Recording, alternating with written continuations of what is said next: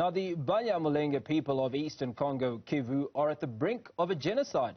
This amid civilians being victims of repeated attacks by local and foreign armed militias, sometimes supported by the National Army. Over 300 Banyamulenge villages were destroyed since 2017. Eastern Congo has for decades been an epicenter of violent conflict. Despite multilateral efforts that followed the 2002-2003 inclusive agreement, which was signed, this region has actually failed to stabilize. To give us a sense of how dire the situation is in Eastern Congo, Kivu region, is Dr. Tsepo Mvulane Moloi, an outgoing postdoctoral research fellow at the Johannesburg Institute of Advanced Studies and a research associate at the Center for Epistemology and Philosophy of Science, both affiliates of the University of Johannesburg. Dr. Moloi, good morning. Thank you for speaking to us. Now, we talk about a dire situation in Eastern Congo. Paint us a picture of what the situation is like on the ground. So, good morning, and good morning to the viewers. Such a pleasure to be here.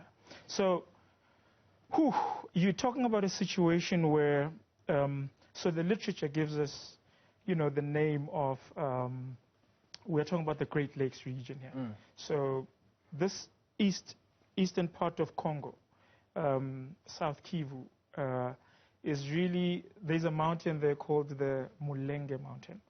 And in this mountain is where these people that we are talking about, the Banyamulenge, were basically, this is where they have been based.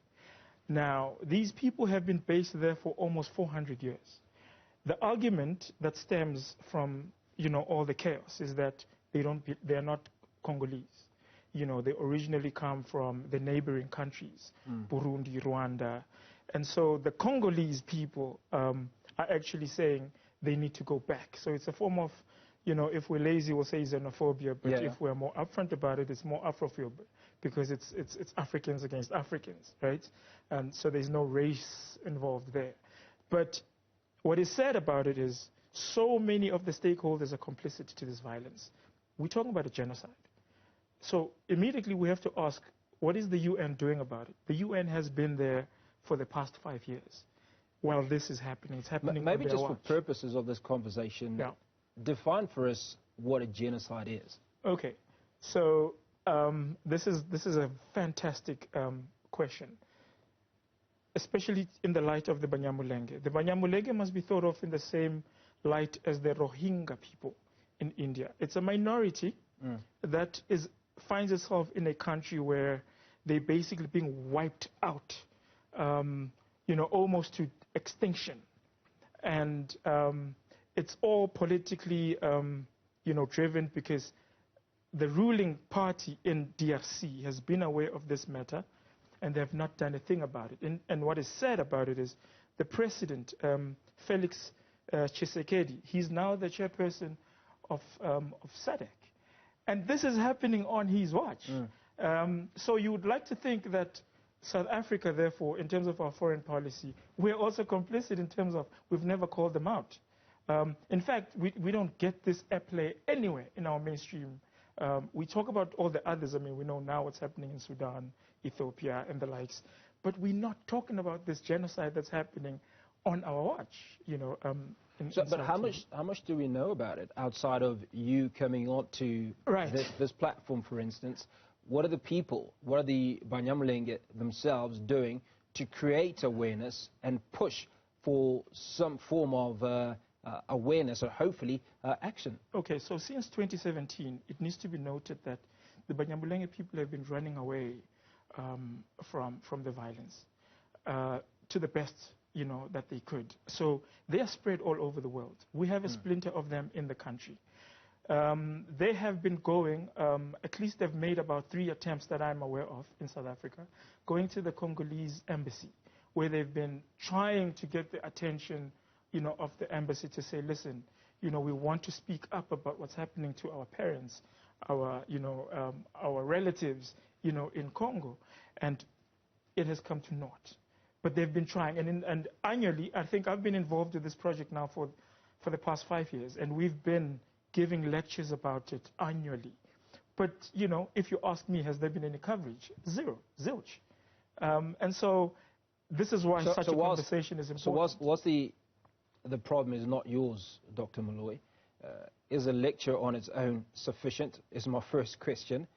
The second question would be around, if the Congolese are the perpetrators, right, should these individuals not be going to their countries of origin? Because you're saying that this is a conflux of individuals from Rwanda, from other countries that are close to the DRC. Okay. Would you call somebody who's been staying in a particular country for 400 years a refugee? Would you say they don't belong in that country?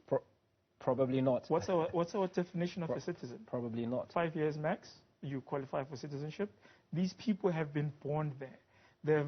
They have generations in that country. And now you're telling them that suddenly, you know, they don't belong. They're not citizens. How big is this population? They're very small. They're very small. And that's why they have been such a soft target. So there are other groups that are there with them. But the rebels that have gone and decided to actually attack them are the Mai Mai and the Red Tambara. Now, these two groups have been used by the political parties and the other groups that have been saying, you know, they want to get the cattle, they want to get the land where the Mulenge people, the Banyamulenge people are at. You're talking now about a situation where 3,000 people have been displaced, almost 3,000 individuals have been murdered.